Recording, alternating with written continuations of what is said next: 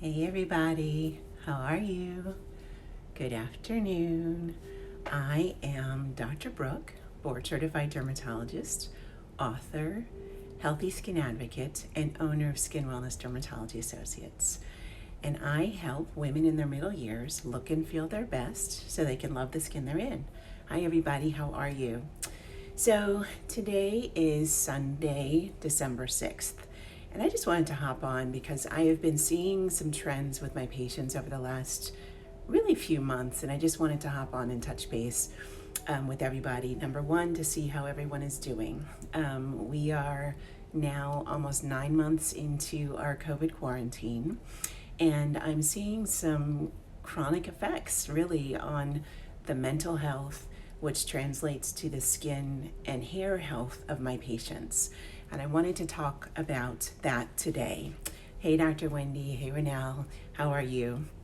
So again, I'm Dr. Brooke, board certified dermatologist, healthy skin advocate, owner of Skin Wellness Dermatology Associates in Durham, North Carolina. So stress, it's real and it is here. And everyone, regardless of how well you have been faring during COVID, is going through some significant stress. And we are all really in a fight or flight syndrome. And what that means is we are trying to, um, we are trying to, let's see, manage the stress the best way we can. And sometimes that means eating a little too much, which is how we end up with a COVID 15 or 20 or 25 or 30. Sometimes that means engaging in some activities that we know are not the best for us, such as increased alcohol intake.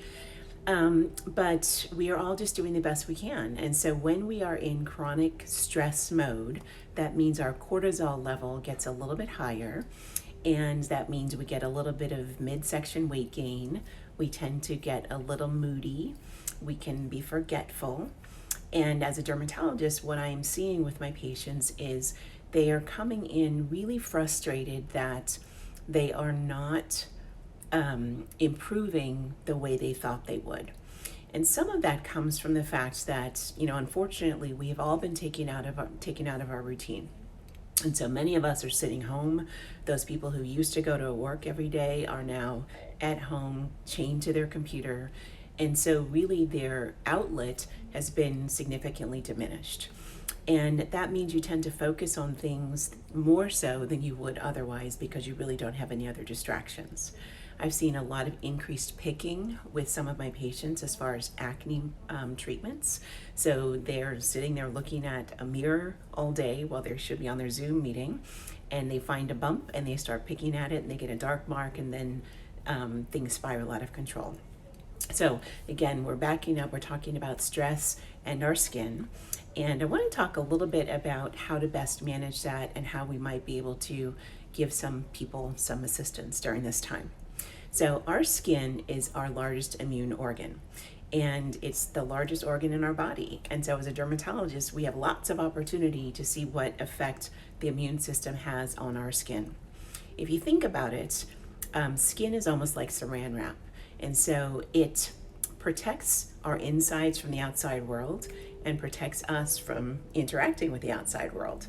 And so when our skin is not functioning well, that means that we are at increased risk of developing infection, of not having our lesions heal up very well, of having our wounds heal poorly, of having more acne breakouts, of having our eczema not well controlled, psoriasis not well controlled. And so that really explains a lot of why the treatments that should have been working really well and worked great last year and worked great the year before are not working as well right now. And so I always like to share with my patients, at this time, we really need to take a step back and be a little bit more gentle with ourselves. We have to do some immune support. And what that means is really kind of detaching from some of the things that we have been forced to do, which means a digital break, giving yourself really some boundaries. And so, interestingly, I've had a lot of my patients who are working from home, and they say that they're really frustrated that their higher ups, their bosses, are making expectations of them that they would not necessarily have made during the regular work time of not being home all the time, which means you would leave work at 6 or 7 o'clock at night and you're done for the day. But now they have deadlines that are due at 8, 9, 10 o'clock at night, and so they feel that they cannot ever disconnect.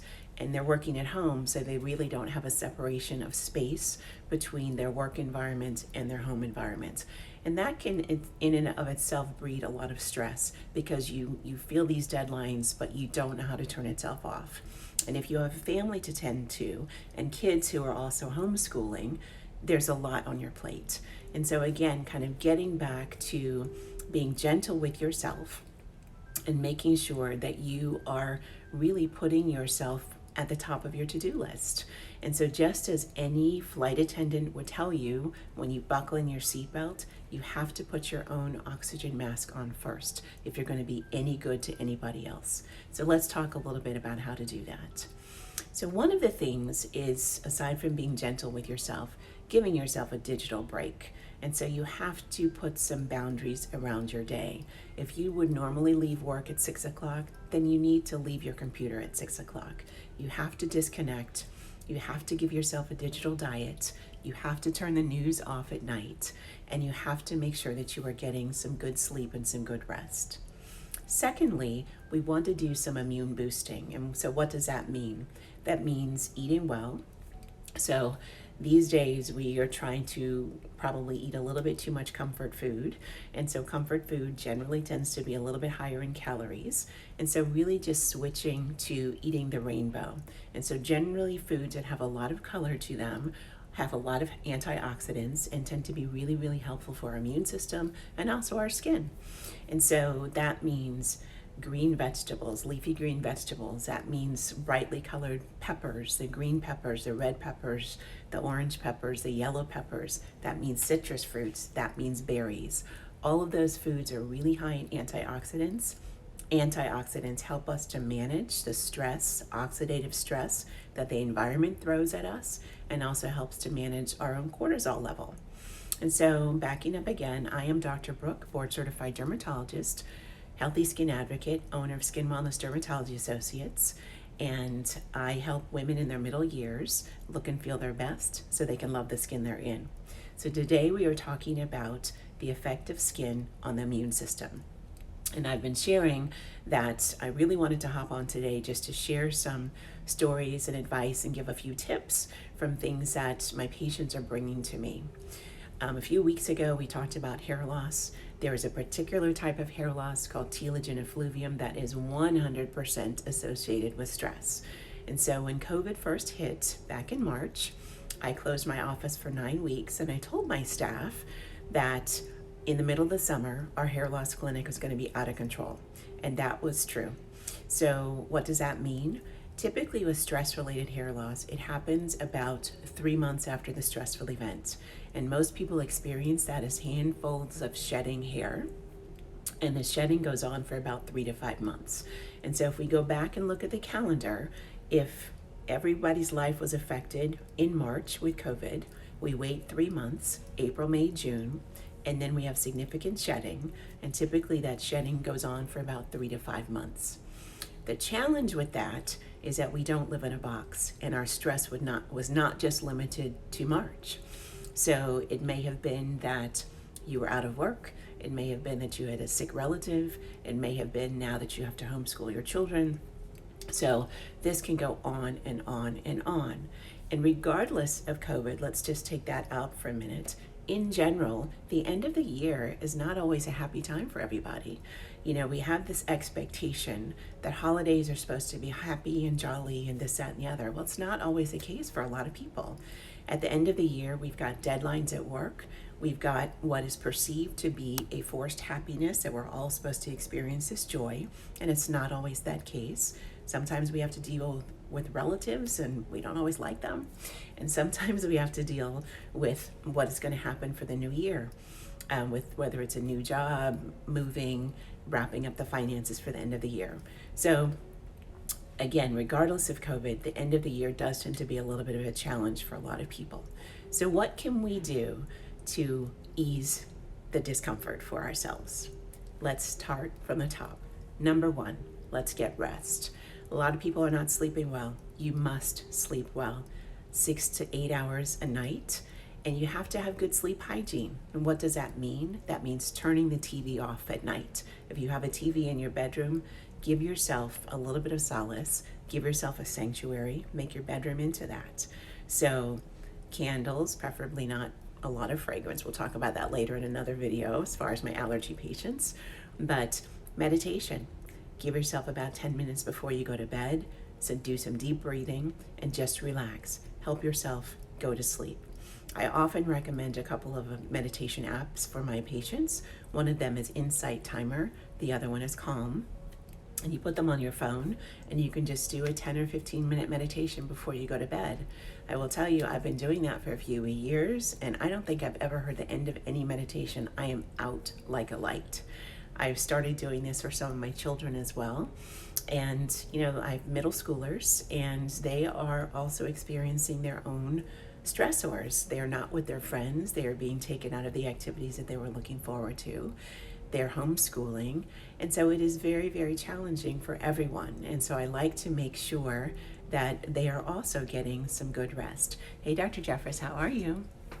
So again, backing up, I am Dr. Brooke, board certified dermatologist, owner of Skin Wellness Dermatology Associates, Healthy Skin Advocates, and through educating my patients about their hair and skin concerns, I help women in their middle years look and feel their best and love the skin they're in.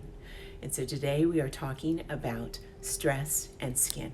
And so we've talked about hair and how we can have some chronic shedding, typically lasting about 3 to 5 months. The good news about telogen effluvium is that once the stressors stop, the shedding typically resolves.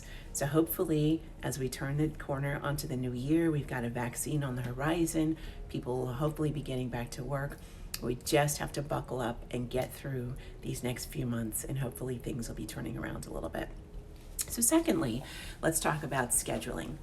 A lot of times, as a dermatologist, I have a lot of patients on regimens. We have to do things on a regular basis if we're going to see improvement. And this is true with any kind of medical treatment plan. So when you are stressed, you tend to get more forgetful. And when you are forgetful, you fall off your treatment plan. And when you fall off your treatment plan, you don't see results. So a lot of the encouragement and really the doctor coaching that I do with my patients is trying to find a way to make the regimen easier for themselves.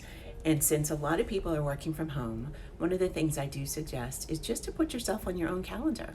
So if you have a medication to take, if you have a medication to apply, leave it by your computer. If you are working from home, you're sitting by your computer for at least 6 to 8 hours a day, put that on your calendar and make sure you do it. You can get off of Zoom for a few minutes and take a pill or apply your medication, but make sure that you put yourself on that calendar. The next thing is boundaries. We have to create boundaries. And so mentioned earlier that if you normally would leave your job at 6 o'clock, then leave your job at 6 o'clock. Turn the Zoom off, turn the camera off, and go engage with your family. Make dinner, take a walk, do something that is not work related. You owe it to yourself for that break. If you have a moment during the afternoon, if you're taking a lunch break, then take a snack and go for a long walk. Go walk the dog. One of the things that is often very helpful too is to volunteer. So if you've got some older neighbors, some other relatives that might need a little bit of assistance, doesn't necessarily mean that you have to break your social boundaries as far as socially distancing, but you can go deliver some groceries, you can go rake the lawn of a neighbor, you can go help somebody out that might need a little bit of help. That often helps us all to feel better, and we're building community in a socially distant way. So what else can we do? Laugh. Laughter is one of the best immune builders ever. And so find a funny movie, find something in your day. And sometimes with tragedy, we have to turn it into comedy. So find something in your day that you can laugh about, and it will help to boost your immune system. I've got 3 kids, and so sometimes I just have to take a moment with some of the things that happen, and we just laugh about it.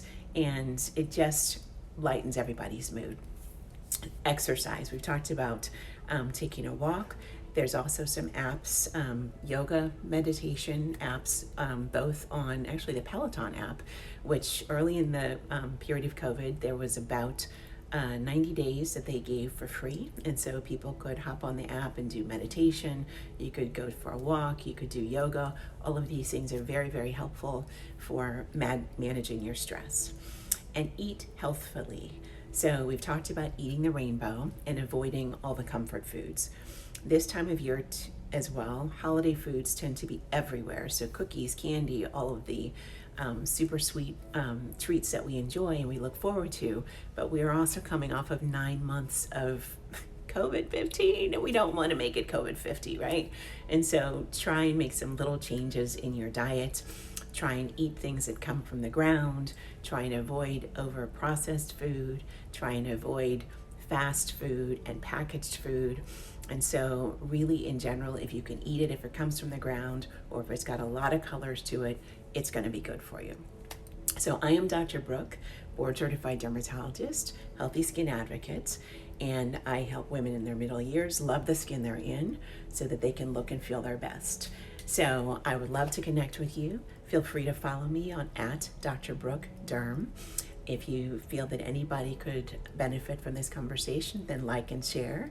One of the things that we're going to be doing probably next week is talking specifically about immune boosting foods and how they will help your skin. So thanks for joining, and feel free to hit me up on Instagram. My office phone number is 919-294-9440, website www.skinwellnessdermatologyassociates. Thanks again, and have a great day. Wear your mask. Let's take care of each other, and we will get through this. Have a great day.